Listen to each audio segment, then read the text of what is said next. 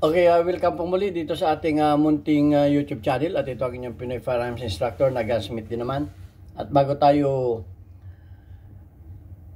magpatuloy ay gusto ko lang munang basahin ang ating content mula sa katanungan ni Dominic Imberga. Okay, sabi ni Dominic Imberga ay paano po baklasin ang Smith & Wesson na Dibola snub nose na stuck yung bala mismo sa chamber, di ko kasi malinisan ng ginamit ko. Okay, so bago natin niya sagutin ay gusto ko lang muna kayong pasalamatan dahil sa inyong pag-like at share ng ating mga videos, dahil kayo ay nakakatulong para dumami ang ating subscribers, dahil tayo ang ating subscribers ngayon ay umabot na ng 45,700 na mga subscribers dahil yan sa inyong pag-share at pag-like ng ating mga videos. Lalo tigit maraming salamat doon sa mga silent viewers na hindi nag-skip ng ads dahil nakatulong kayo para lumago ang ating YouTube channel at tayo ay madagdagan ang ating kinikita sa ating YouTube channel. At yan ay tinutulong natin sa ating 6 na estudyante ang ating mga revenues mula sa YouTube channel, na yung mga estudyante na yan ay anak ng mga single parent at diyan natin kinukuha yung ating pantulong sa kanila. Kaya maraming salamat din sa mga nagpadala dito sa ating GCash number. Huwag po ninyong tawagin yung number na yan dahil yan po ay aking anak na treasurera natin, na kung saan siya ang namamahagi ng inyong mga pinapadala sa ating mga estudyante. Kaya maraming salamat kay Aljon Dating, Jubet Francisco. Wala po kaming ibinibinta na kahit ano pa man, wala kaming binibintang baril, kaya wag po ninyong tawagan yan para magtanong ng mga ibinibinta. Tawagan po ninyo yan kung kayo may padadala para kayo ay ma-recognize ng ating YouTube channel. Okay, katulad ni Aljon Dating at ni Jubet Francisco ng Teresa Rizal. Ngayon din maraming salamat kay Noli Peace America na nagpapadala naman sa ating premier videos. Malaking tulong mo na, sir. Ang pagpapadala mo ay napakalaking tulong sa ating mga estudyante at gusto ko pang madagdagan sila. Sana marami pa ang mga kagaya ninyo na may puso ng pagtulong. At dalangin ko ay pagpalain kayo ng Panginoon, bigyan ng higit pang mga pagpapala para kayo ay marami pang matulungan. Okay, pumunta na tayo sa katanungan ni Dominic Imbersa. Okay, paano baklasin ang Smith & Wesson na Dibola snub nose na stuck yung bala mismo sa chamber? Okay, ito lamang ang masasabi ko sa inyo. Kilatisin muna ninyo ang inyong mga revolver. Kung marami sa atin ang mga Smith & Wesson na paltik, na yan ang nagiging problema. Yung bala hindi lumalabas dito sa barrel, lalo yung mga snub nose. Ang dami kong na-encounter yan nung nasa Pilipinas pa ako. Yung bala ay andi dito sa pagitan ng bula.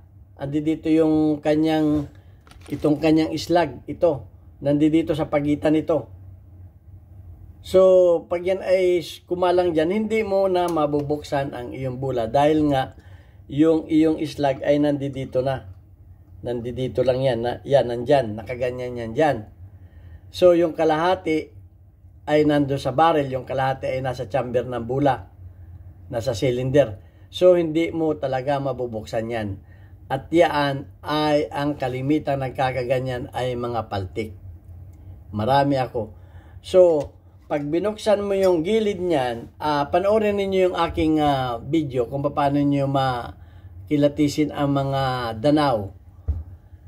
At hindi ganyan ang loob niyan, hindi ganyan kakinis na lagi kong ito sinabi ko na yan ay walang, dali lang yan ay walang,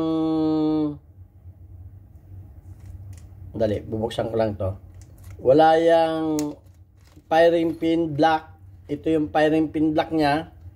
Okay, andi dito yung firing pin block niya. Dito nakakabit yan. Wala yan dyan. Ito. Dito nakakabit yung firing pin block niya. Yan. Ito yung kanyang firing pin block. Ito. Na pag kinalabit mo yan ay umaangat yan. Pag kinalabit mo, itong firing pin block na to. Subukan natin yan. Yan. Pag wala ito, yan ay danaw at yan ay paltik. Pag hindi ganyan kakinis ang inyong dibula. At ang isa pa, itong kanyang hand na nakalagay dito. Yan, nakalagay dito yung hand na yan. Saglit lang para maano ko sa inyo. Ito yung hand, ito yung nagtutulak sa bula. At yan ay mayroong spring na nakasabit dito, papunta dito.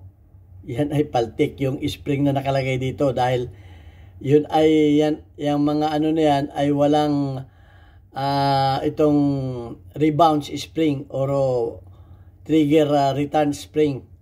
Wala nitong spring na nandito na nagtutulak dyan. Ang nandyan ay itong spring na nakasampay dito, papunta dito. Yun ay naka-coil dito. So, yan ay malamang ay paltik. At kung ganyan ang inyong baril, ay wag na ninyong asahan pa. Okay, ina-advise ko sa inyo na wag na ninyong gamitin. At ikokompormiso kayo niyan. Yan ay magiging mitsa ng inyong buhay pagka yan ay ginamit pa ninyo. Dahil akala ninyo yung bala lumalabas, mantakin ninyo yung bala na ipon dito sa baril. O ay di, kompromiso ninyo yan. Ay kung ako sa inyo yan, wala nang pag-asa yan. Alam nga naman magpalit pa kayo ng baril niyan. Ang rippling niyan ay wala sa ayos. Ang loob ng baril niyan ay wala sa ayos. Kung yan ay mga paltik o yung tinatawag na danaw. So, hindi ko na ina-advise na yan ay gamitin pa ninyo. Dahil yan, pag nagkataon, magiging mitsa pa ng buhay ninyo yan. Dahil hindi ninyo yan mapapatino. Hindi na ninyo mapapatino yan. Magiging ganyan, may mga bala na lalabas, pag kaunting dumi lamang yan, hindi na yan lalabas. Okay, kung original yan, walang problema. Okay, sinasabi ko lamang sa inyo, pag yan ay hindi original at yan ay danaw, ay wag na ninyong pakinabangan pa yan. Ibaon na ninyo sa lupa yan. Believe me, hindi kayo magiging safe pagdating dyan. Magiging kapahamakan pa ninyo yan.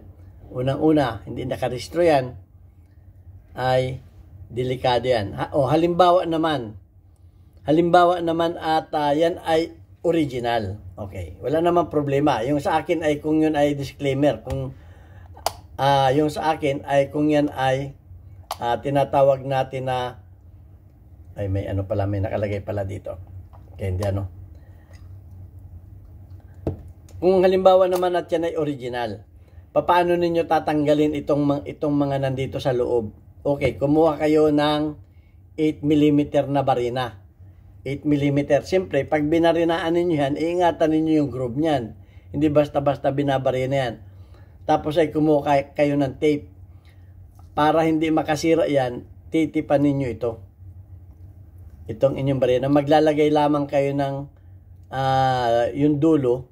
Lalagyan lamang ninyo yung dulo ng allowance na walang tape. Bakit ninyo lalagyan ng ganyan yan? Para hindi masira yung inyong groove ng baril. Okay, so kakapalan ninyo yan. Ang paglagay niyan, okay, ganyan, halimbawa ganyan, kung anong haba ng baril ninyo, kakapalan ninyo yan ng hanggang sa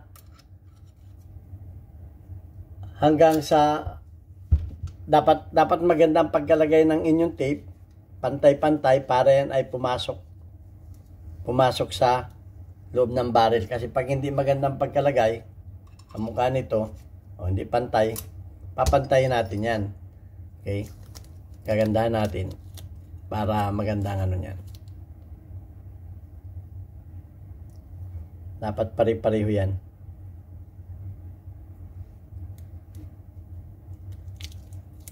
Teka muna.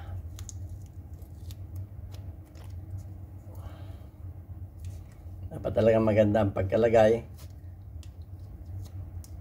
Kasi matalas ang barina, sisirain niya ang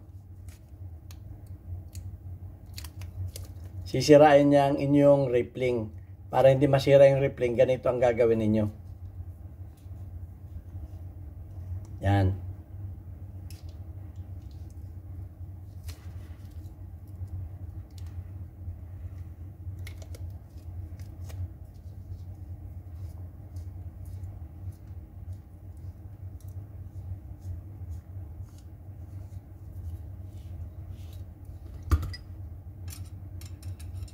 Yan, babarinain ninyo ng ganyan yan.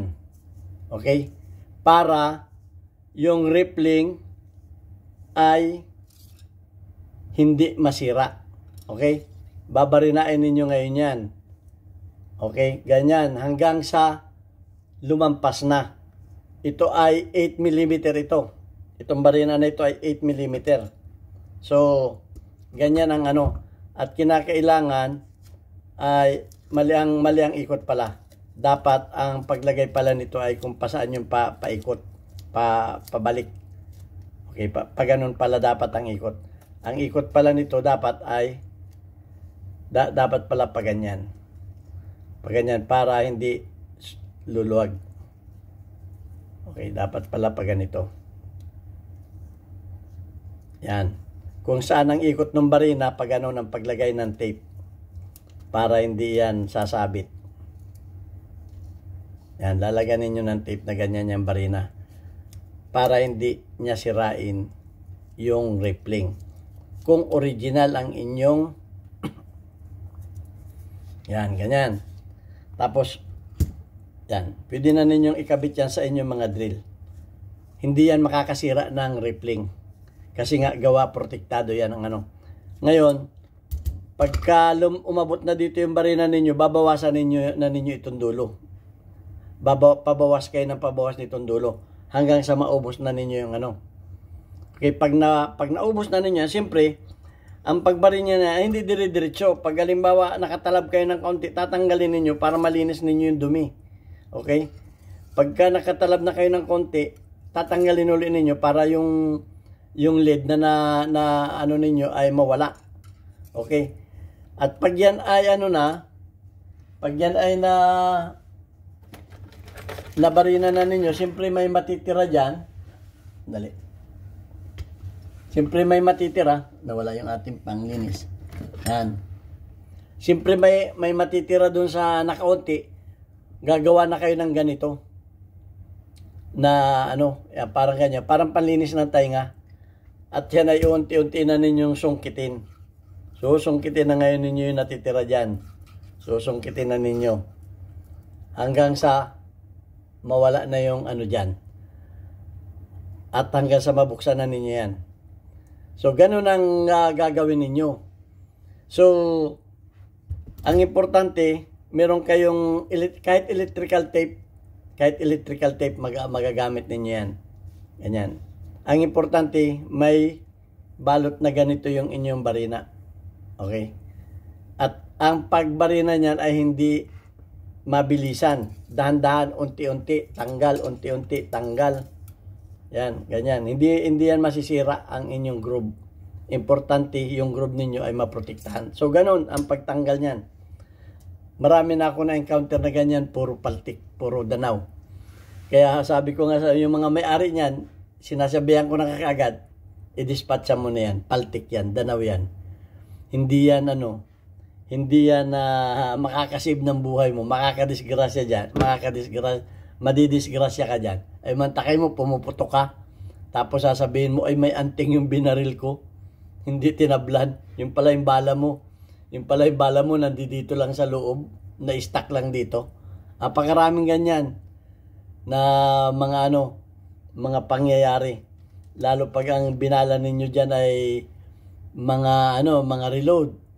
Yan ang nangyayari, kumakapit kasi yung LED, madaling kumapit yan. Lalo pagka nakailang putok na. Nagkakamero na dito ng lead deposit. So yung inyong lead, hindi na mga maganda yan, mga sa unang putok, maganda yan.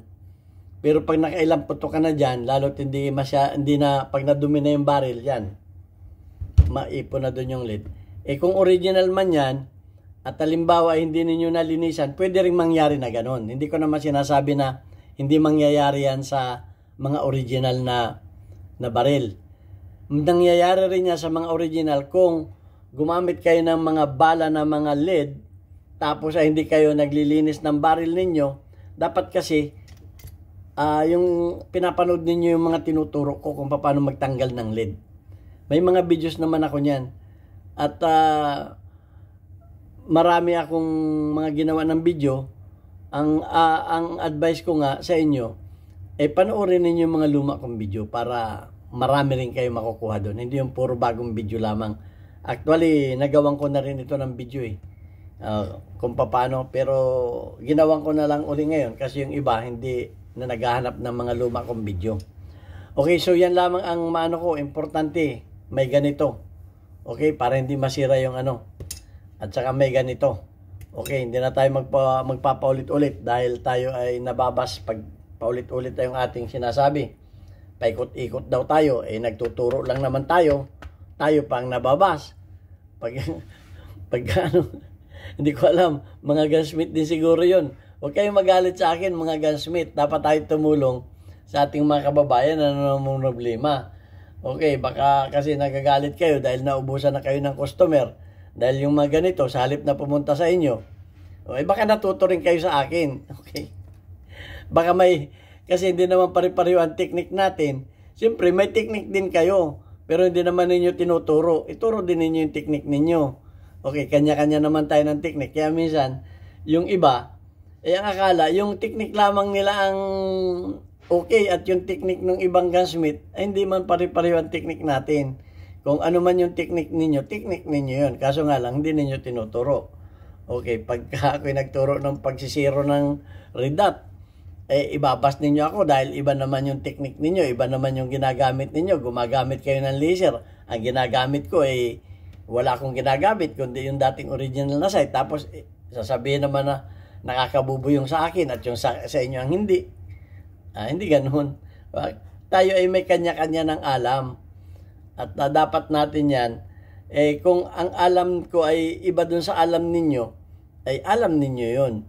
At kung ayaw ko nung alam ninyo, walang problema. At kung ayaw naman ninyo yung aking tinuturo, wala din problema. Pero, yung sasabihin naman na nakakabubo na naman itong turo ko na ito.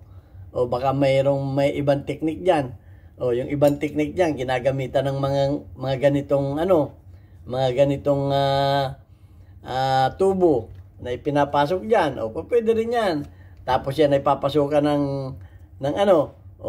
yung sa akin, practical, simple, hindi ka na mahirapan, tape lang kahit saan mo hanapin. Okay, kanya-kanya naman ang teknik yan Lahat ng teknik yan, nadaanan ko na yan. Pero ang tinuturo ko nga, ako'y nagturo kasi practicality. Ayaw ko nung gagastos pa kayo, bibili pa kayo nung magkakahalaga ng gano'n, hanapin pa ninyo. Kung ano lang yung available sa paligid ninyo, pwede na ninyong gamitin. Okay, so yan. At sana may natutunan din kayo dito. At kilatisin ninyo yung mga baril ninyo kung yan ay original ba o paltik ba para tayo ay laging safe. Ang ako bilang firearms instructor, ang gusto ko talaga safe lahat ng aking mga tinuturoan.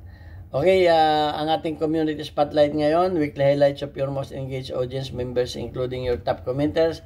Shout out kay Alfredo Isidro or Dosipay ng Las Piñas. Meron kang 100 plus na engagement per pick at maraming salamat sa iyo. Shout out kay Calibre Junior, meron kang 2 engagement.